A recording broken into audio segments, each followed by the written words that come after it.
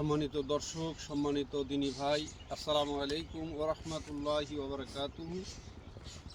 শুভ সকাল। সম্মানিত দর্শক, আমি আরও একটু দেখানোর চেষ্টা করি গাছি ভাইরা কিভাবে গাছ থেকে রস পেড়ে কাঁধে করে সেটা বহন করে নিয়ে আসে। এই দেখেন, এই যে আমার এক গাছি ভাই, তিনি কাঁধে করে রস বহন করে নিয়ে আসছেন। এটা জিরেন রস না?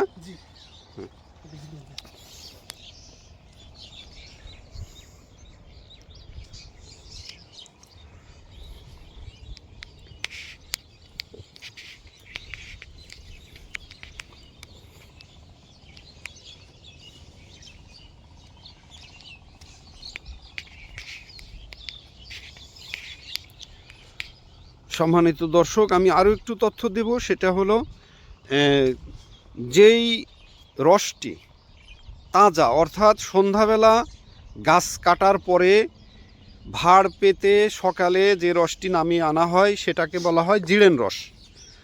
আর পরের দিন ওই গাছটা না কেটে যদি আবার রসের জন্য কলস পাতা হয় তাহলে সেটাকে বলা হয় দোকাটি। আর দিনের বেলা অর্থাৎ সকাল থেকে সন্ধ্যা পর্যন্ত যে রসটি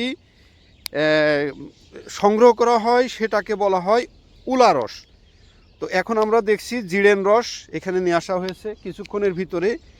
এই রস যে আপনাদের যে প্রক্রিয়াটা আমি দেখিয়েছি গুড় তৈরি করার প্রক্রিয়া, সেই গুড় তৈরির জন্য প্রস্তুত করা হচ্ছে। আজকে আমি আপনাদেরকে একটি তথ্য দেওয়ার জন্য আমি এসেছি। বাংলাদেশে একটি কথা প্রচলন ছিল যে খেজুরের রস এবং গুড়ের জন্য বিখ্যাত হলো যশোর জেলা। কিন্তু ইদানিং মানুষ বলছে যে যশোর জেলা যদিও খেজুরের রস গুড়ের জন্য বিখ্যাত, কিন্তু এখন কেন যশোরে খেজুরের রস গুড় নেই, এই তথ্যটি দেওয়ার জন্যই আমি আজকে আপনাদের এখানে উপস্থিত হয়েছি। বিগত 40 বছর পূর্বে, অর্থাৎ যখন বাংলাদেশে হুসেইন মোহাম্মদ এরশাদ তিনি রাষ্ট্রপতি ছিলেন, তখন যশোর বৃহত্তর জেলা ছিল এবং 4টি মহকুমা নিয়ে এই যশোর জেলা গঠিত ছিল: ঝিনাইদহ, নড়াইল, মাগুরা এবং যশোর।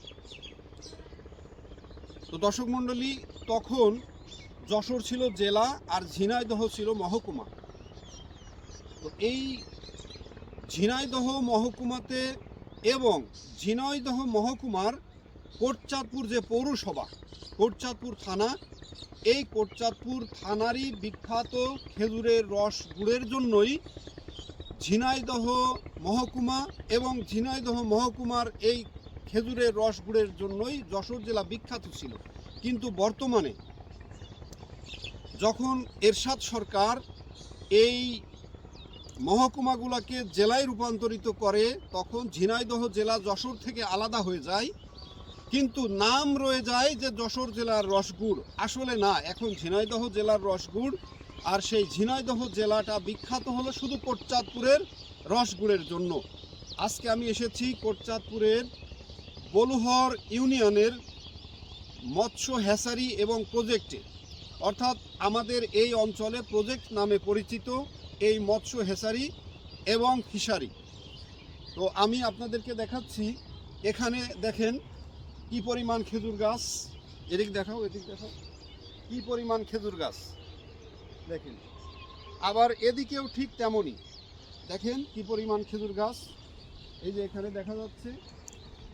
এবং এদিকে আসো।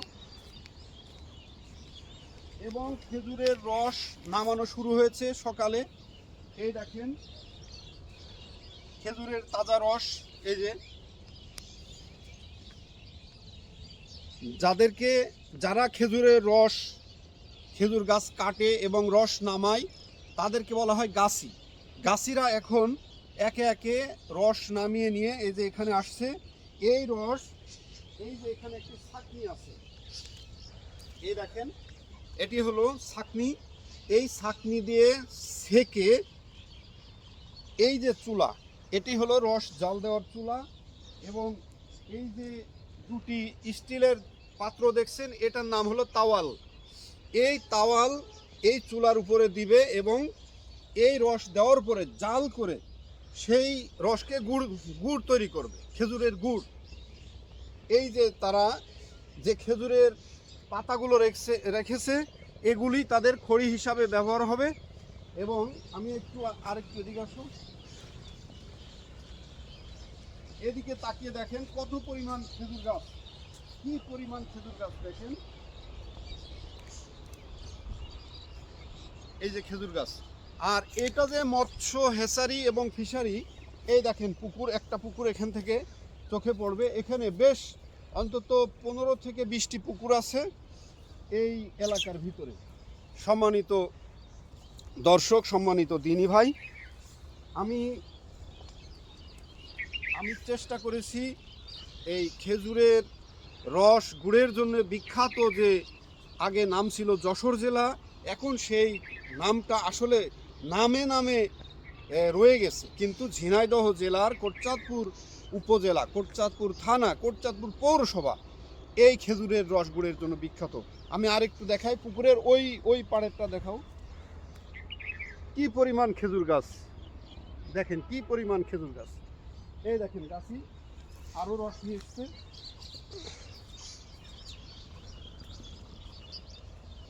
এই রসগুলো দেখো, এই যে আরো দেখেন রস নিয়ে আসছে।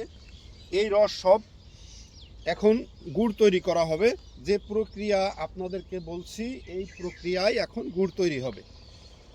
সম্মানিত দর্শক, সম্মানিত দিনী ভাই, ইনশাআল্লাহ আমি আপনাদেরকে এই ঝিনাইদহ জেলা কোটচাঁদপুর থানার বিভিন্ন দর্শনীয় স্থানগুলো ইনশাআল্লাহ ঘুরে ঘুরে দেখাবো।